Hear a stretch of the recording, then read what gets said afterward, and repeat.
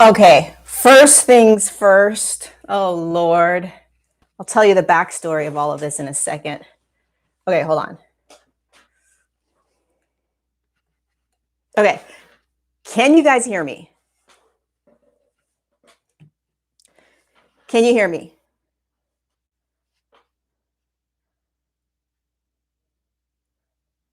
Let me know if you can hear me. Okay, you can. Does it sound good? Does it sound clear? All right, I'm going to tell you a little backstory real quick.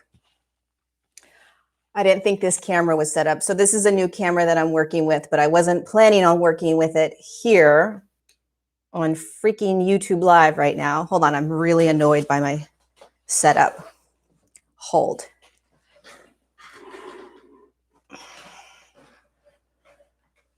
Okay. I have OCD sometimes. Okay. Tried to go live with just my camera on my computer. It's not going to happen. So we're going to do this way. All right, you guys. Lighting's good. I have a, okay. So Phil Good and I decided to upgrade our cameras on our live. So we set it all up yesterday and we got it all good to go.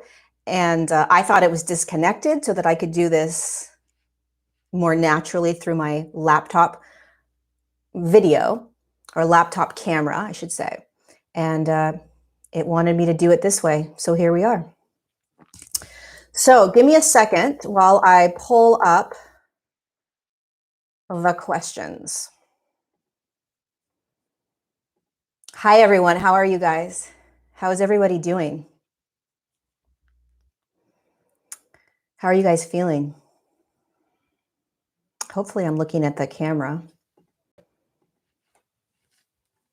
All right. I'm going to go in and pull up the questions.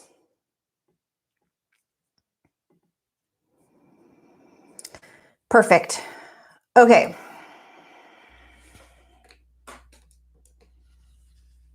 All right.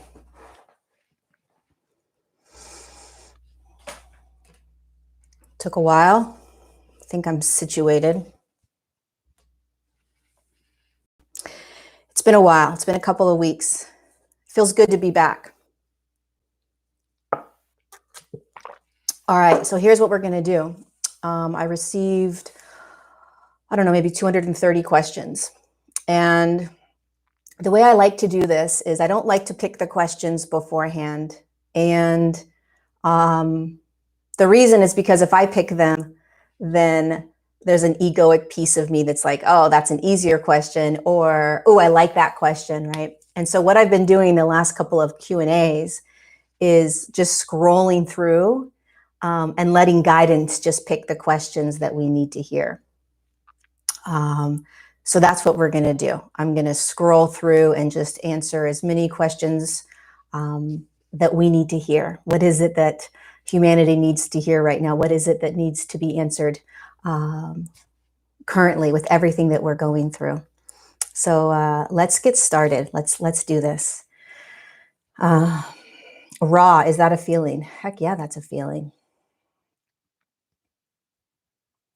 Energies have been very interesting for May. Very interesting.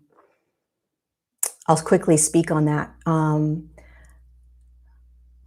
I was talking to a friend of mine this morning and I was trying to describe what May feels like. And for me personally, May has felt like nothing I've ever experienced before. And it's challenging to put words to how I'm feeling. Hold on a sec. Oh, wow. Look at that. New camera. Sorry. Yeah, it's challenging to dissect how I'm experiencing everything right now. But what I can say is that the more gentle we can be with ourselves, the more compassionate we can be with ourselves, the easier we will get through this, the easier we will continue to navigate what we're experiencing and what we're going through. So yeah, there's that. Okay, let's do some questions.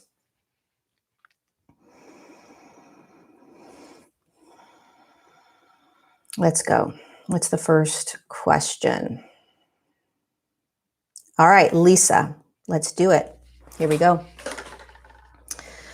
When setting a boundary and realizing someone isn't good for your life because of how they've treated you, but then feeling guilt and shame because we are all a reflection of one another, but also having anger and resentment present because of how long the situation has lasted.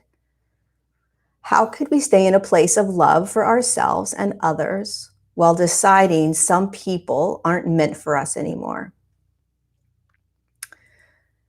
This is a really good question. This is a really challenging question, or challenging piece of navigating our own evolution, navigating life.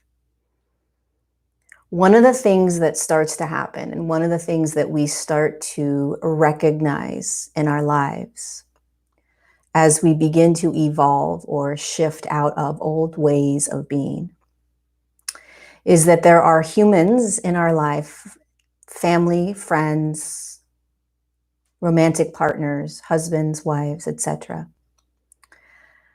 that may not move in the same speed of evolution as you. And so what happens is that it becomes apparent that there isn't, it doesn't fit any longer. There's not a resonance. It doesn't feel right. And the other individual may not be doing anything wrong, anything different. Maybe they are. Many times they don't. Many times it's just you start to literally wake up. Your eyes start to open. And you start to realize that what you used to like, or what you used to want, or what you used to deal with, you can't any longer. So the key to all of this is to not make it about the other person, because it has nothing to do with the other person. So if you're in a relationship that is abusive, right, and that individual is being abusive to you, right, that's another level of what this message is. Okay, this is if you are in an abusive relationship, you want to do everything you can to step out of anything that is abusive. All right. We want to do our best to take care of ourselves. But let's assume that this isn't an abusive relationship, and this is just a relationship that is, and when I say abusive, I mean mentally, physically, emotionally. And there's layers in that, right? There's a spectrum. But one of the ways that we can navigate this, because many of us are going through this, is to begin to take full responsibility. That we aren't trying to change the other person. We aren't trying to make it about the other person. We are honoring our own needs, our own desires, our own evolution. And when we start to begin to honor what's here, honoring what is resonating within you, your truth, your choices, we have to hold boundaries. We learn to start to hold boundaries. I'm not going to see the other individual for a while. I'm not going to text the individual. I'm not going to have conversations with the individual. And then the individual is going to have their reaction and response, which you're not responsible for. So there is a way to navigate unraveling relationships without anger, without blaming, without victimhood. If you can start to take full responsibility for how you are being and allow the other person to have their experience around it. So if you start to feel responsible for how they're feeling and you want to change it, you want to make them feel better, you're not listening to your resonance. There is a way to hold your resonance and your frequency, what feels right to you, and not compromising it by still honoring and acknowledging the other individual. In fact, you could even love the other individual as you go through it. But loving another individual, honoring another individual, holding space for another individual does not mean that we ignore what's happening in here. We don't silence what's happening in here. Our needs, our frequency, what feels right, what feels wrong. And a lot of times it won't make sense. I don't exactly know why I need to end this right now, but I do. Full responsibility, honoring all of you. It's a balance. It's a juggling act because there's nothing selfish around doing what you need to do. The key is to not make it about the other person and to blame them or to belittle them or to name call them or to do anything that would harm the other individual, be mean to them. That's the easiest way to do it, is to juggle the compassion for the other individual, the honoring of the individual, while you're doing the exact same for yourself. Does that make sense? There's a lot of guilt that comes up for us when we start to let go of relationships, whether we let go of them completely or whether we change the way we show up for people. There's a lot of guilt because we are programmed to be codependent. We are literally programmed, whether you see this or not, humans are programmed to be codependent with other humans. Meaning if another human is upset, if another human is sad, and I am creating it, so to speak, because of what I need in my life, we feel guilty, we feel responsible, we feel like we need to change it because we forgot that we're all sovereign. Every human is sovereign. What that means is every human is self-responsible. Every human is in their own energetic field. Every human is creating their reality, whether they're aware of it or not. And we are not responsible for creating somebody else's reality. Parenting is different. So if you're a parent, this is different, right? You're obviously parenting. So there's an aspect of you that has to navigate that human's reality for a while. But even that is sovereign to sovereign. So the more that we shift and awaken, the more we are going to engage in relationships very differently. And we don't have to cancel and step away from relationships because they don't resonate. We just have to communicate what we're feeling without taking full responsibility for how they react and respond. It's key. It's massive. I'll share a quick story and then I'll go on to another question. One of my dearest, closest people in my life, the one person that was responsible for assisting me in getting to where I am right now in my work, massive catalyst. Recently, I've had to put up a really firm boundary of not physically seeing this individual in person. And I knew that when I said that, it would hurt this individual immensely. And I knew that if I said this, it could also ruin any other aspect of our relationship. This person may never talk to me again. That's not what I wanted. What I needed was to be able to express what I needed, which is I cannot physically visit you. I can't see you right now. I can't do any of that because on an energetic level, it doesn't feel right. That person didn't do anything. This individual didn't do anything to me. So it came out of left field almost. And so it was a very rocky time for a couple of months. And then the individual was able to meet me where I was and reconnect and communicate. So the key is that we honor what we need and we don't take responsibility for taking care of anyone else and how they're going to respond and react. And what ends up happening for a lot of us is there becomes a sovereignty or a symbiotic relationship that starts to form that's not codependent anymore. And you're deeply honoring yourself. Deeply. Okay. Next question. That was a good one.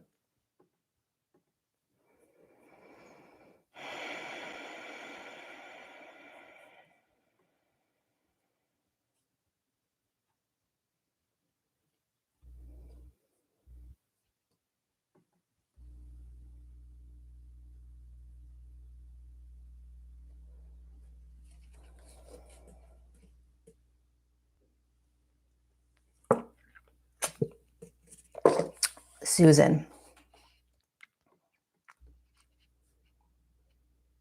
Can you or your guides comment on the solar flash that we keep hearing about?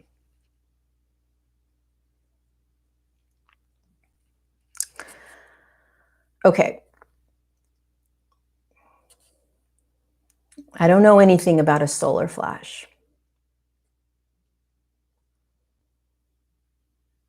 And I know that any now moment in the future can change based on the human collective's frequency. But I also know that there is a trajectory that we find ourselves as a human collective going down based on our frequency. And sometimes it can't stop the what's to come. So it's like a snowball starts, right? And then as the snowball gets bigger and bigger and bigger, it becomes almost impossible to stop the snowball. So there is something coming. I was shown. There is a high probability of something coming this year. And the only thing that I can say is that what I was shown was that the earth got dark. And when I was shown this, there wasn't fear. Okay, there wasn't stress or anxiety or worry. So on an energetic level, I was shown sort of darkness moving over the earth plane. How that is going to unravel or how that will look, I have no idea. What I highly recommend when the human tries to figure out the future is that we stay present. There is nothing that you or I can do to prepare for something that may never come. It is literally a waste of energy. But what it is it's a natural pattern that the human has. We try to prepare for a future. And all that does is pull us out of the most precious moment we have, which is right here, right now, which is what is allowing us to evolve in order to handle anything that's coming. And so, I mean, if you just look at your own life, how many times have you been able to predict a future? Right? It's challenging. And it's a lot of wasted energy. So is something coming? Sure. But there always is something coming. This is the largest shift in the human collective that we've ever experienced. So yeah, there's a lot coming. There's a lot more coming. Are we going to try to predict all of it? Sure. I'm sure there's a lot of humans that are going to try to predict it. Some may be able to, some won't. But in the meantime, you're missing out on the most precious piece, which is right here. Because every single breath you take, every moment that your eyes are awake, every step you take on with your body is allowing you an opportunity to be able to stay in this world with more love, compassion, peace, ease, and grace, so that whatever may come in a future, you're able to stay centered and aligned. You're able to stay centered and aligned.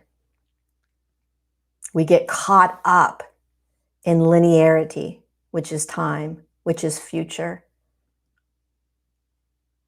It's exciting or not exciting. It pulls us out of what we're here to stay present in, which is our own evolution, which is the only reason we're here, right? You and I are here to evolve, to awaken, to expand, to master the energies so that we can assist the rest of humanity through whatever is to come.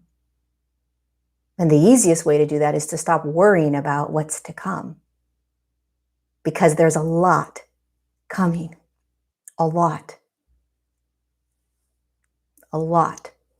This is just the beginning.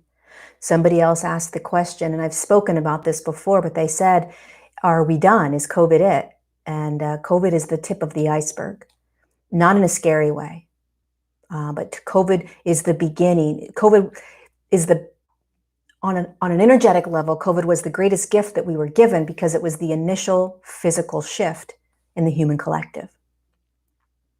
Meaning it rattled the entire earth plane into an awakened state that was physical in nature. And once that happens, you can't go back. And then it starts the ripple effect of what we're all here to experience and go through, which is evolution, ascension, moving from lower states to higher states.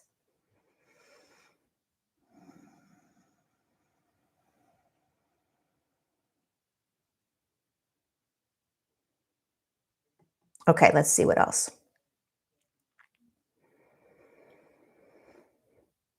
What's your take on this shedding theory that is going around? I feel it is another fear-based thing, although lots of my friends feel it's true.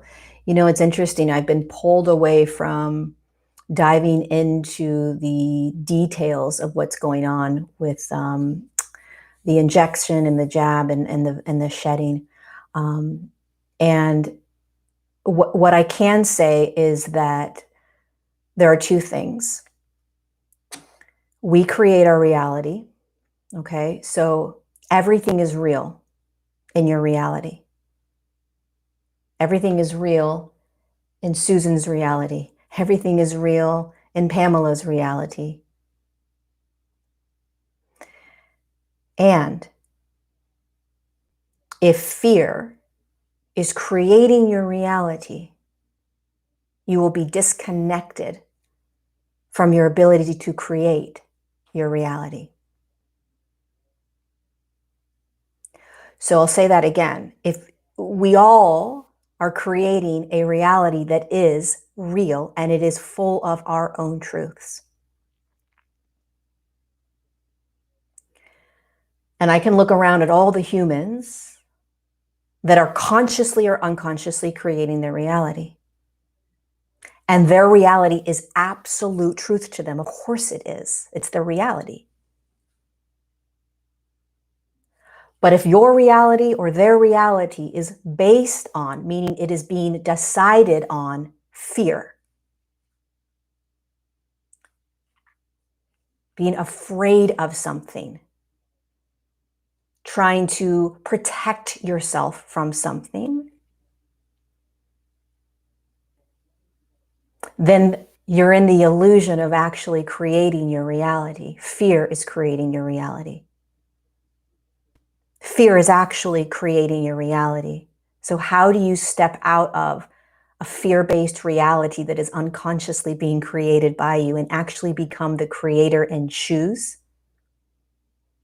Is you start to pay close attention to what is creating your reality. Because when you come into an aligned state with yourself, right? You come into your body and your breath, You breathe, you center, you feel, and you take that seriously. You really take it seriously to come into an aligned state, to feel yourself, to feel your body, to feel your breath, to silence everything else. You will absolutely, unequivocally begin to feel you, your higher self, God, source, all of it. And you will get very clear on fear. And you will begin to choose from an empowered state if you want fear to be a part of creating your reality. And that's how you begin to really become the creator. Because you can still choose fear if you want. As the creator of your reality, at least you're choosing it. But if we're unconscious to fear choosing our reality, fear is creating the reality. And millions upon millions of humans are unconscious to the fact that fear is creating their reality right now. There is absolutely no right way or wrong way of navigating what we're experiencing. But how aware of the creator that you are can you be? Is there shedding? Sounds like there is. Am I afraid of being around other people that have gotten the injection? No. Why? Because I'm not going to play in a reality that's full of fear. Is that reality true? Yeah. This is the challenge of stepping into creatorship and the quantum space. It's not easy, but it is real. Do I have massive amounts of compassion for everyone that is going through what they're going through? Yeah, my heart feels it. But I also know that the only way that I can be of the highest service for humanity is to not allow fear to dictate my reality. I have to choose. That way, I can look out at all humans, choosing and creating their reality consciously or unconsciously, and I can do my best to honor them. Regardless of their reality being reflective of mine, it doesn't matter. I'm not attached to anyone else's reality needing to reflect mine.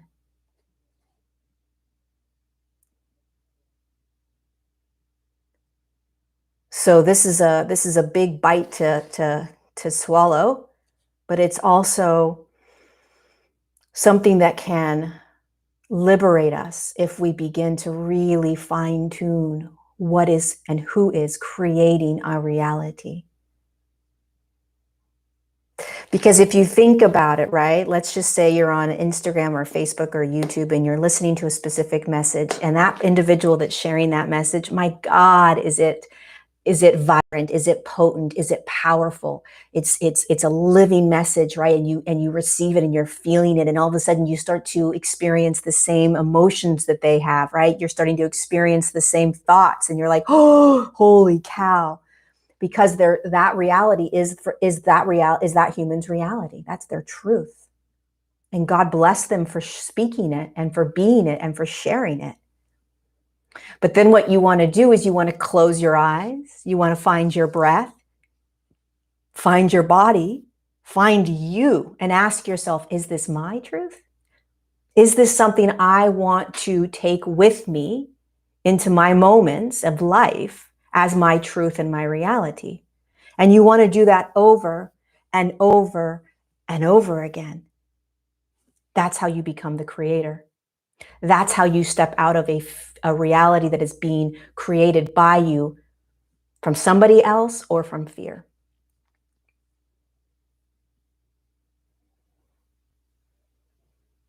What can we do daily to stay in higher states of consciousness? Train with Mary Jane. Love every single aspect of you that you don't like. Embrace the emotions that you don't want to feel. Love the thoughts you wish you didn't have.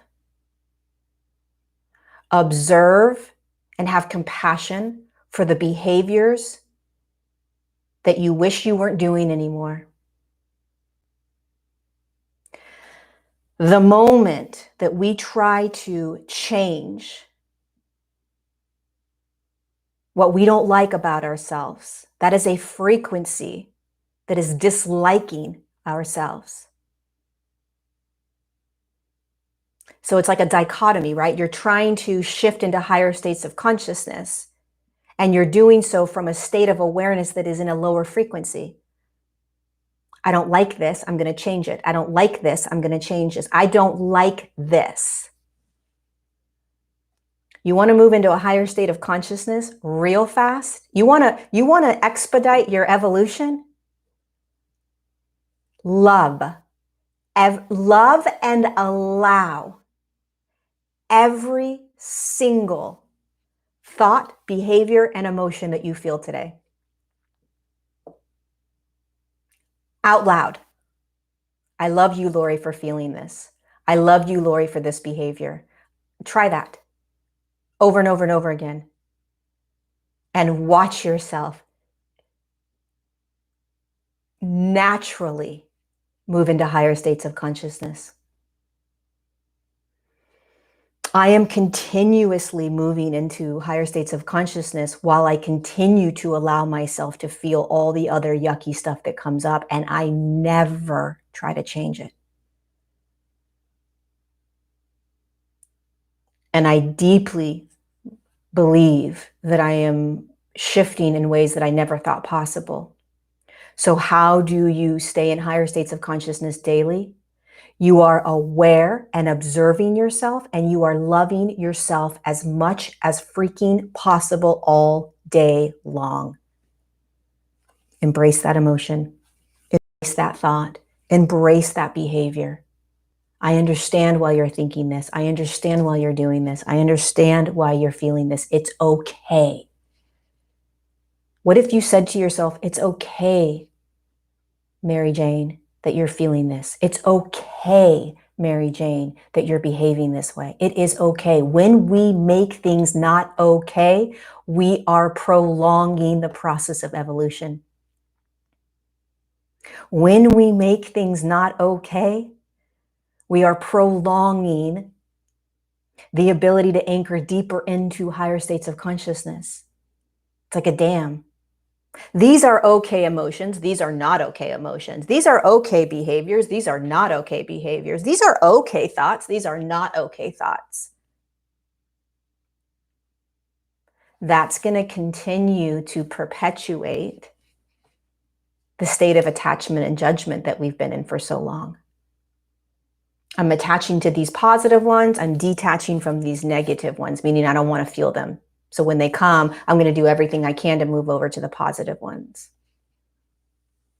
All of it deserves to be experienced and loved and honored and felt and seen, because it is all part of your human experience, and none of it is you. None of it is you.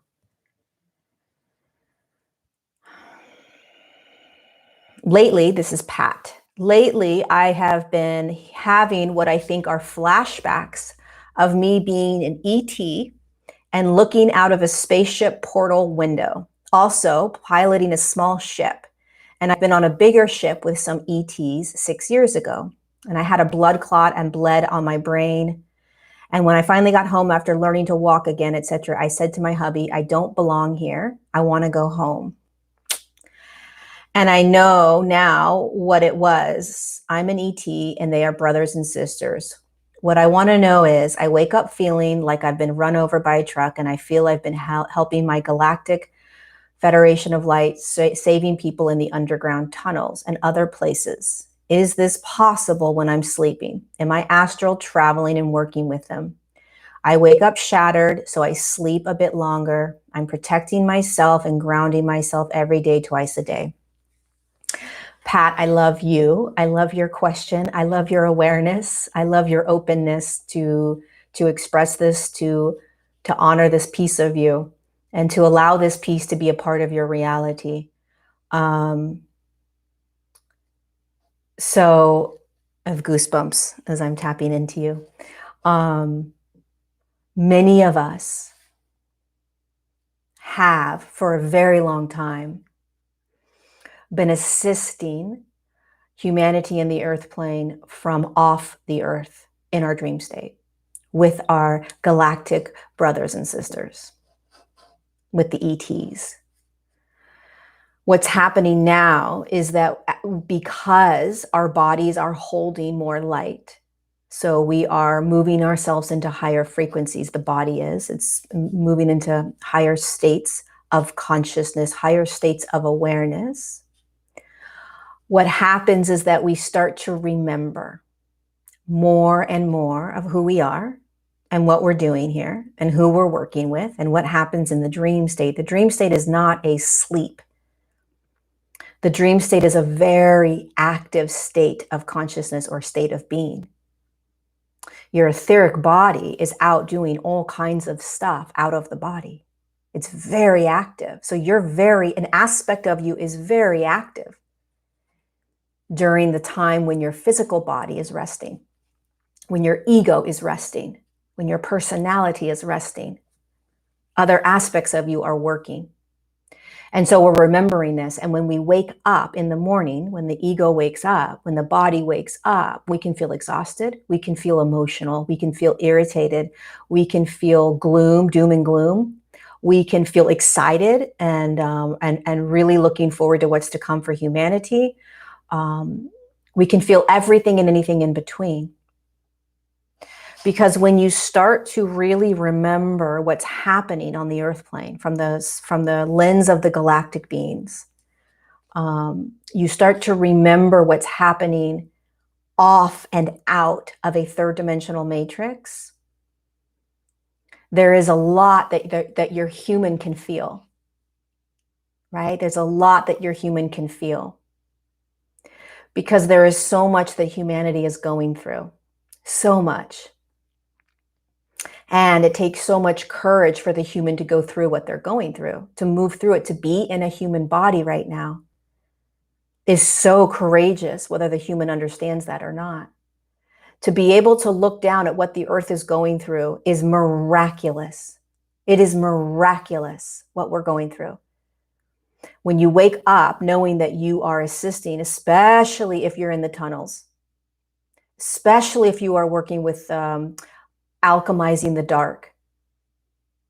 You're going to be exhausted in the morning. You may feel sad. You may feel heavy. You may feel a lot of that kind of dear God help us type of stuff, right? Because you were just with the dark. You were just assisting in alchemizing that dark that's on the planet, that's in those tunnels.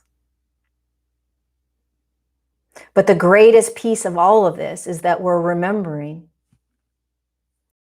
And when we remember, it gives us a sense of purpose. It gives us a sense of meaning. It gives us a compassion for humanity, right? And it allows us to be able to walk into grocery stores and post offices and everything else, gyms, wherever we go, and have more compassion. Because this is a massive undertaking, what we're going through. It is a massive undertaking to shift an entire human collective on a planetary body. Because there is a lot of dark on this beautiful, amazing planet. A lot of dark that is currently and will continue to alchemize into light. And so many of you are assisting both consciously right now on the planet and unconsciously in the dream state. So yeah, you're doing a lot of work. A lot of work.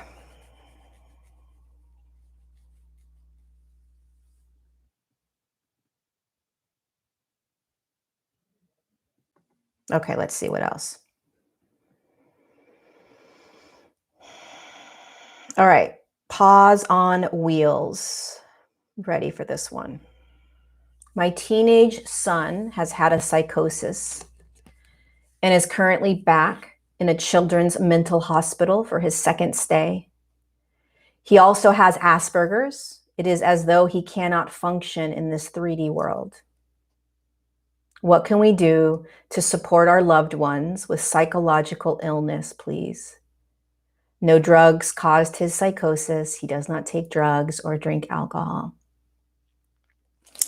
I got goosebumps.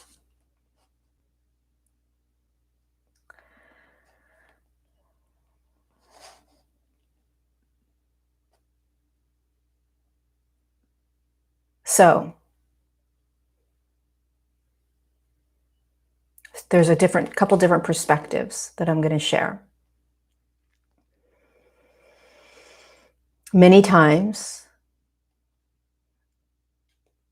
when these beautiful, beautiful children and adults are diagnosed with Asperger's or autism or ADHD or bipolar, schizophrenia, there's nothing wrong with what the scientific community is doing, what the doctors are doing, okay? They're doing what they have been trained to do. You know, they're looking at the brain, they're looking at the physicality of the human, what they're saying, what they're speaking, how they're doing, right? And so let's just take the blame out from the medical community. Because as soon as we can stop blaming the medical community, we'll be able to really empower ourselves and take charge of our reality for these beautiful children that are going through this, and adults. So for many humans, what's occurring is an energetic short-circuiting. And it's affecting the brain, it's affecting the physiology, it's affecting the way they speak, it's affecting the way they navigate, it's affecting the way they communicate, it's affecting everything because it's an energetic breakdown. It's a short-circuiting of the energy in the body. So everything's energy. Everything within your body is energy. The cells are energy. Everything, the organs, the blood, it's all energy. And more energy is moving into these beautiful bodies, these little children's bodies, these adolescent bodies. And these amazing starseeds are coming in with much more light in their body. So they have a higher probability of sort of short-circuiting, overload, energetic overload. They aren't the labels, but the labels are what allow the medical community to understand how to help these people. The problem with the labels is that it is not necessarily honoring the individual that is having the experience. And then what happens is the individual, like your son, believes that there's something wrong with them. And the most disheartening piece is that there is nothing wrong with anyone that is unconsciously being diagnosed with these disorders. Because all that is actually happening and being experienced is an energetic overload, short-circuiting. If I had a teenager that was in a mental hospital for psychosis and that was labeled with Asperger's, what would I do?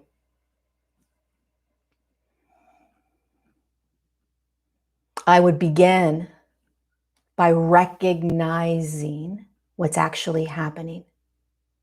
I would quiet the medical community and what they believe to be wrong or safe for that individual. I wouldn't get upset with them. They're doing what they have been designed and programmed to do. And they deeply probably think they're doing the best that they can. But what I would do is I would start to navigate this from a much higher perspective. which is there is a really high frequency consciousness within my son who's having a very difficult time navigating the physical realm, the physical body. His body is short-circuiting. And I would talk to him from that perspective because he understands that, meaning the consciousness that he is waiting for somebody to communicate to his consciousness. I want you to imagine it like you're seeing different layers of the human and you're going deeper and deeper and deeper and deeper in. Right? You're going deeper and deeper in. And you eventually find yourself connecting to the consciousness that your son is.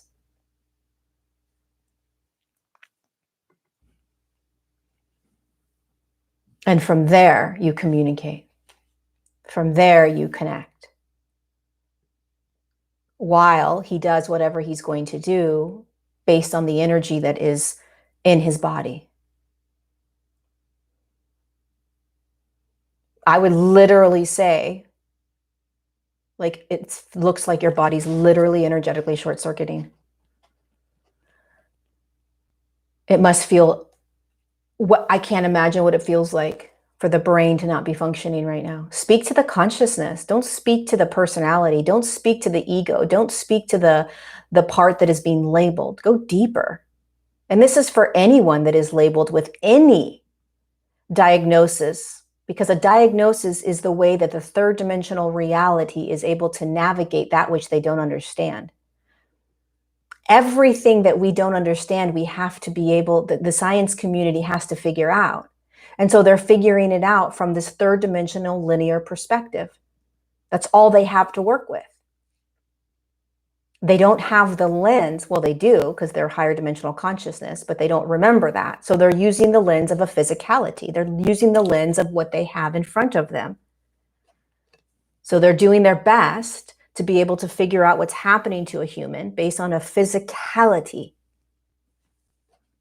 And this is all about energy. All about energy. And so when you are, or if you yourself are dealing with labels like this and experiences like this, the way you save somebody from leaving the earth plane because they can't handle what they're experiencing, which is really an energetic overload, an energetic short-circuiting, is you talk to the consciousness inside of them.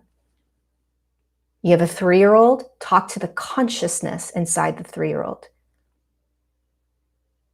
Go beyond the name, go beyond the body, go beyond the personality, the behaviors, go beyond that. And that is how you will make massive shifts and changes with that individual. Because every human that is struggling with mental illness or labels like that, the way we sort of unlock them, free them, let them come back to a symbiotic state,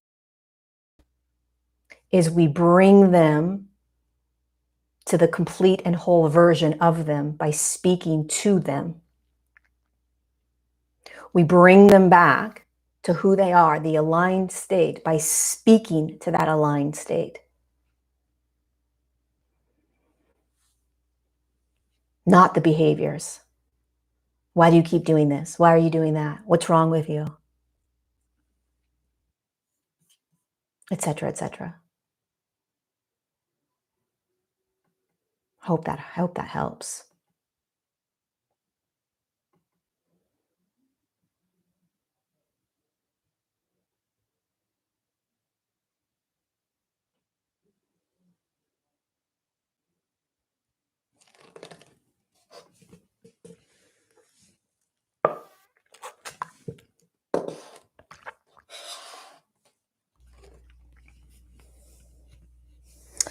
D. Dieter Bell. All right, here we go. Since the process of awakening started, I have no interest in sex. I realize it's powerful energy and I would like to embrace that, but no interest whatsoever.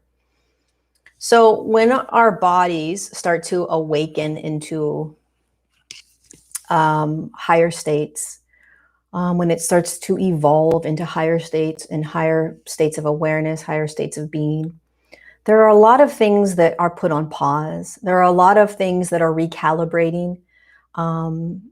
The way you interact with people, the way you feel around people, the foods you eat, the types of exercise you end up doing or not doing, and sex, how you engage in intimacy with others, with yourself, all of that. That's a piece that that shifts. And in the third dimension, in this beautiful physical reality that we're in, there are a lot of ways in which sex has been manipulated and pulled us out of our bodies and disembodied us. There's a lot of shame, there's a lot of guilt, there's a lot of trauma. There is a lot of fear. There's a lot that is held within the action of sex, the physical action of it. So a lot of times, as you are beginning to recalibrate within your body energetically, sex is one of the aspects of the human journey that is put on pause or recalibrated, looked at differently, felt differently, experienced differently. You may not be desiring to have sex with the same person that you used to, or have it in the same way. You may be desiring or needing the act of sex to be different, right? There's a lot that will change. And so being celibate and not feeling the desire is just part of this process. It's part of the process. And what we're going to start to recognize and experience as we move into higher states of consciousness is that the actual act of sex or making love has always been to merge us with Source. It's an energetic experience. It's designed to be an energetic experience, not physical. But we're in third dimension, so it's very physical for us. It feels really good, right? And there's all of these stigmas around it, et cetera, et cetera. It's been used as a tool to control and manipulate humanity. But it is one of the most powerful tools to tap into Source consciousness. It's an instantaneous gateway into the 0 point field.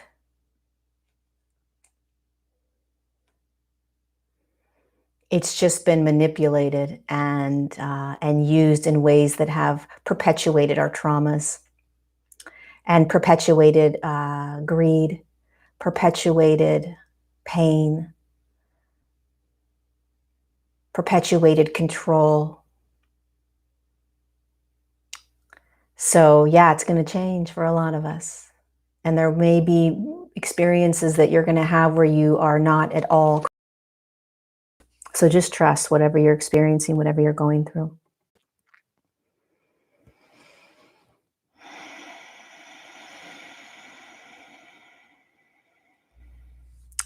Taylor, when do you believe physical contact between extraterrestrials and humans will happen?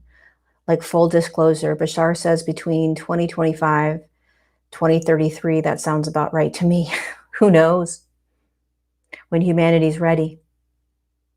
The answer is when humanity's ready. So the galactics are ready and they know that humanity isn't ready. Listen, I'm gonna tell you something right now. The galactics could show themselves in any moment physically to us. They could come in and hunker down in with their little craft and boom, and be done with it and show themselves. But they can't, because this happened thousands of years ago where they interacted physically with humans, and it created massive, cataclysmic civil war. So they're not doing that. They're waiting for humanity. So when is humanity going to be ready? When humanity is capable of not being in such a divide? When humanity is capable of not playing in fear as much? Okay, when they're not buying into the fear programs. The galactics will not show themselves if the majority of humanity is still perpetuating and playing in fear paradigms. Because they know that that their appearance or their interaction, connection to humanity physically will be spun in a way that will create fear.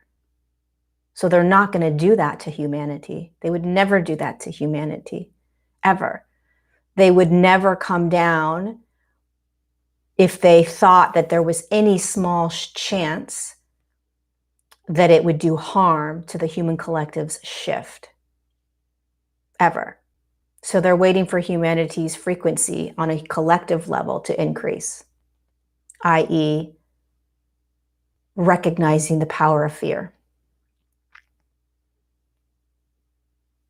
So that when and if a large collective of humans were to say, this is dangerous, the galactics are dangerous, the galactics are going to kill you, the galactics are going to create wars, the galactics are going to bomb countries, the human is able to say, no, that's not true. Right? But we're not there yet. And on an energetic level, we're not there yet. So I don't know what the date is. I always find it funny when humans try to figure out a date, because it's all energy. So to the galactics, it's a now. It's right now. In linear time, it's days. So who knows?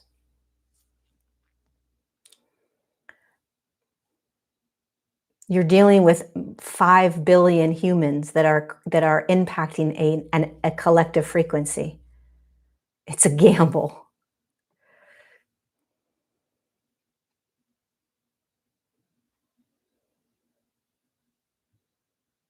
Do you have any information on the events happening in Israel right now? What does Israel symbolize in our ascension? It feels like there is so much to be revealed, but no one is talking about the truth behind the manipulation and portrayal of the media.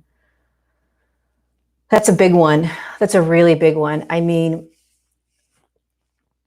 I always come back to everything that is occurring, everything that is unraveling is allowing us the opportunity to continue to move into higher states of consciousness. I will always hold that as my truth. It's all an opportunity, just like it is in your own personal life.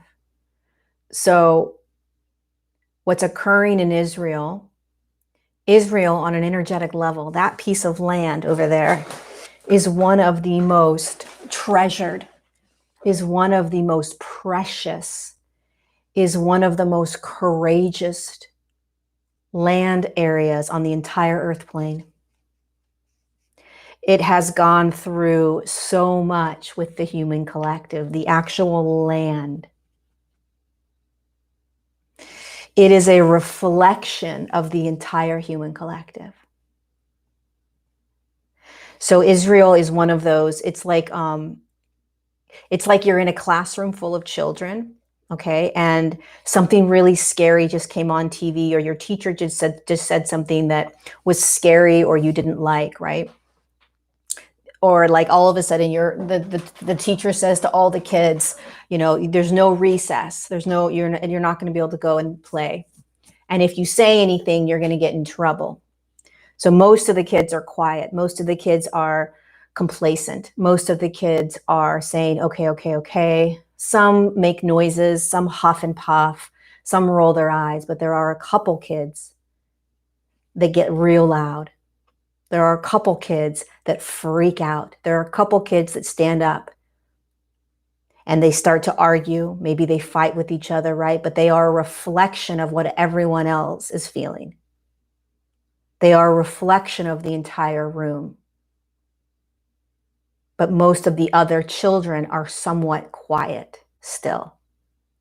Israel and that whole area, not just Israel, that whole area of land is a reflection of the entire human collective.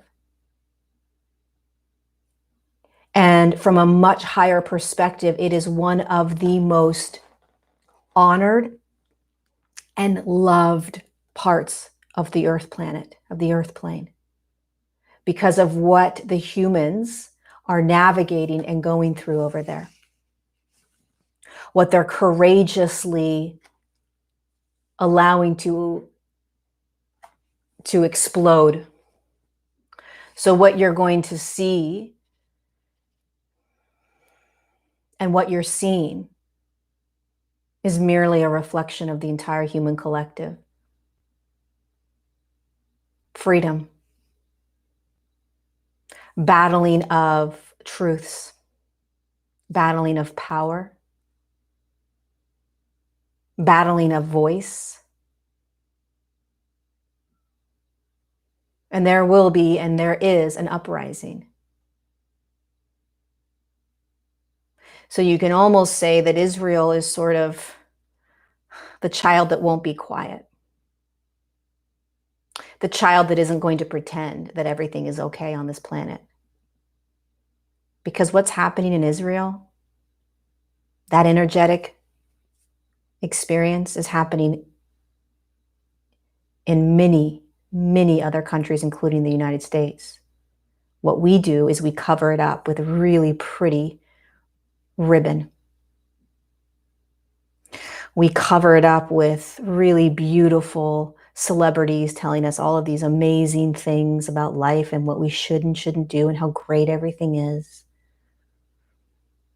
But really, there's an Israel underneath all of it.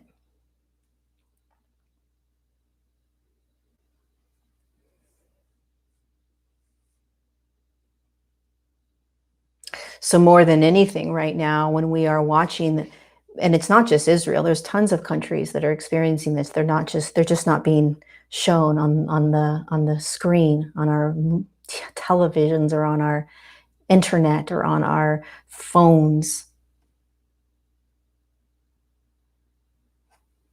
There are many cities, there are many towns that are going through this. And there are many that aren't. But what we can do, right, as we watch this unravel and continue to unravel in different countries and different continents and et cetera, different states, provinces, whatever it is we want to call it, what we can start to do is allow ourselves to open to it. And allow ourselves to hold space for it. This is why it's so important for us to hold space for our own crap we don't like. How are we going to hold the entire human collective as they shift if we can't hold our own crap that we don't like? If we're constantly trying to change our own crap because we don't like it, imagine the frustration and suffering we're going to have when we start to look at countries like Israel and we're like, I can't change that. I can't change that. What if you're not supposed to change it necessarily? What if you're supposed to embrace it with love? What if you're supposed to embrace it with prayer? What if you're supposed to embrace it with an understanding, with compassion for all humans that are going through whatever they're going through in whatever country they're going through it? The suffering and struggle happens when you say to yourself, I don't know what to do. I can't change this. I can't shift this. There's nothing I can do. I'm just going to turn away and walk away, right? This is what we do with ourselves. I don't know what I can do. There's nothing I can do about this. How do I change this? How do I change this? It's not changing. It's not changing. I'm going to walk away. This is too much. I can't feel it. This is too much. I can't look at it. There's nothing I can do anyways. This is the trap of trying to change anything. Instead, we embrace it. We honor it. We see it. We feel it. We breathe into it. We drop into it. We courageously allow it, and then we pray, and then we do whatever physical things we feel necessary. If you're in Israel, right? Maybe you'll be doing protests. Maybe you will be hanging out with your family more and more. Maybe you will be assisting the neighbors next to you. Maybe who knows what you'll be doing. So you take action if that's what resonates with you. But first and foremost, you embrace it. First and foremost, you breathe into it. First and foremost, you accept it, and you realize that your job is not to initially jump in and change anything. First, you embrace. You hold space. You pray, you meditate, you love, you hold.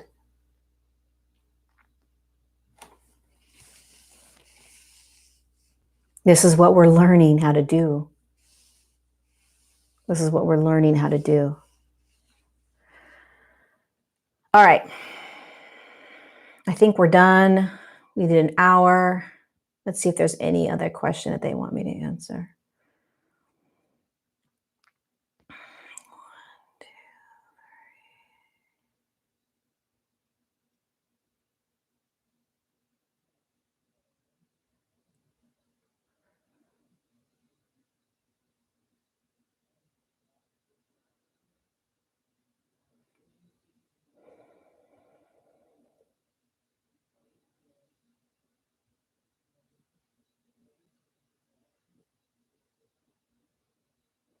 So there's a lot of questions around how to prepare for what's coming, or what is coming. How do we know what's coming? How do we prepare for what's coming? And so I'll just briefly say, like I said in the very beginning, sort of full circle, bring it back. We aren't here to predict the future. We aren't here to try to figure out the future. We're here to break out of that pattern and to become present, to stop trying to think about and figure out what's coming. We're here to devour what is showing up for us individually and collectively, because this is where the gift is. This is where the shift is. This is where the higher states of consciousness are that everybody wants to get to. It's right here, right now. And there really isn't any preparation for anything other than right here, right now. This is your preparation for what's coming. And if we continue to try to say, when is this going to end? You'll be in suffering. Is there more bad stuff coming? You'll be in suffering.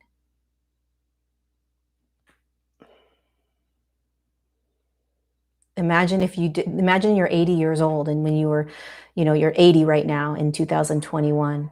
And for the last 60 years, you kept saying, what else is coming? What else is coming? What else is coming? What a way to live your life. Why would you want to live your life that way? There's a lot coming. Because there's 4 billion humans, 5 billion humans on the earth plane that are all currently shifting, awake or unawake, conscious or unconscious. There is an entire collective consciousness shifting. And if you think about your own shifts that you've experienced throughout your life, there's a lot of shadow. There's a lot of trauma. There's a lot of feeling. There's a lot of accepting. There's a lot of surrendering. There's a lot of letting go. There's a lot that changes when you courageously allow the evolution to occur. And so now if you look out into the collective and you try to predict what's coming, you try to prepare for what's coming, you're going to remain in a somewhat, very subtle, but somewhat restricted state of being. Tight. Looking like, oh my God, when is it coming? When is it coming? What's coming? When's it coming? When are the floods coming? When's the solar flare coming? When's the this? When's the that? Instead of just saying, bring it on. I don't care what's coming. My job is not to care what's coming or prepare for what's coming. My job is to evolve right here, right now. That's my job. What does it matter if floods are coming if the opportunity to be able to handle what's coming is right here? And there is nothing that is set in stone.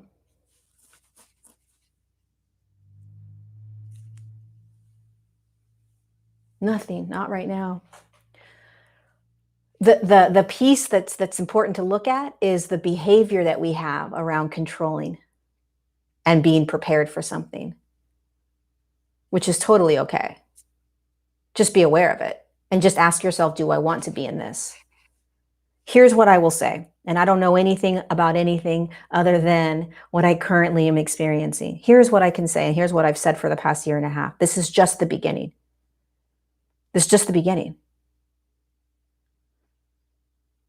This is a massive, long marathon of shifting consciousness.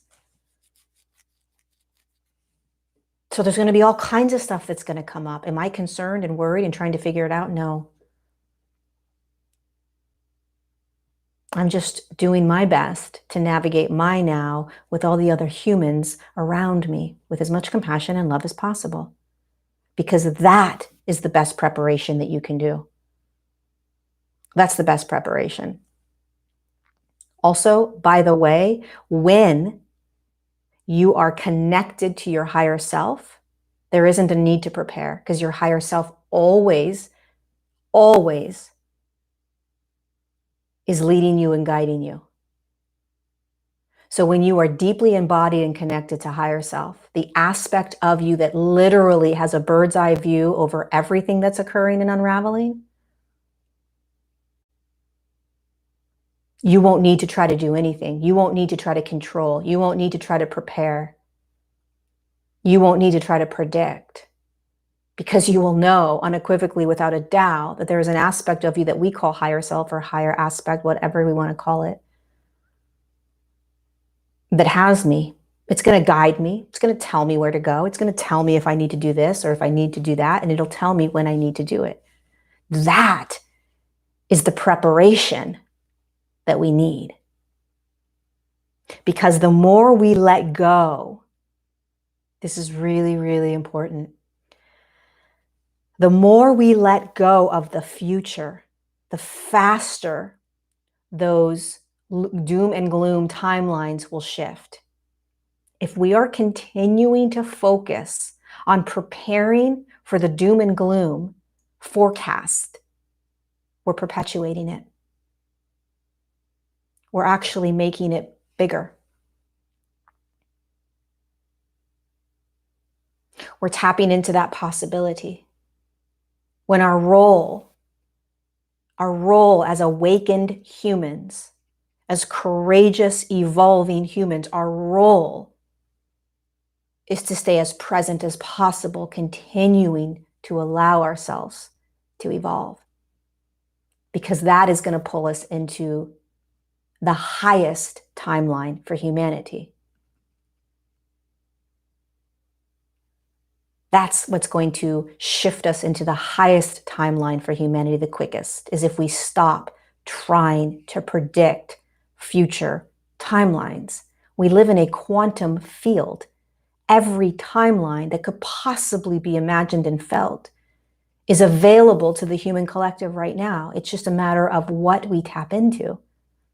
So if we're continuing to perpetuate the flood timeline, the solar flare timeline, all these other timelines, they're real. They're right here. They're available to access, to focus on, to shine the light on. Take your little flashlight and shine it on it. Nothing wrong with that. Or you can shine your light right here, right now, and that's it. And from that space, it pops us open into an even higher timeline. It's all choice. All right. I love you guys so much. Thank you so much for being here. I love you. I'll see you next time, whenever that may be. Be gentle with yourself, okay? Be gentle with others around you. Have more compassion. Embrace everything you're feeling. Make nothing wrong. No judgment. Try not to attach. And we've got this. We've always gotten this. We'll continue to get this. And we're doing it side by side. I love you.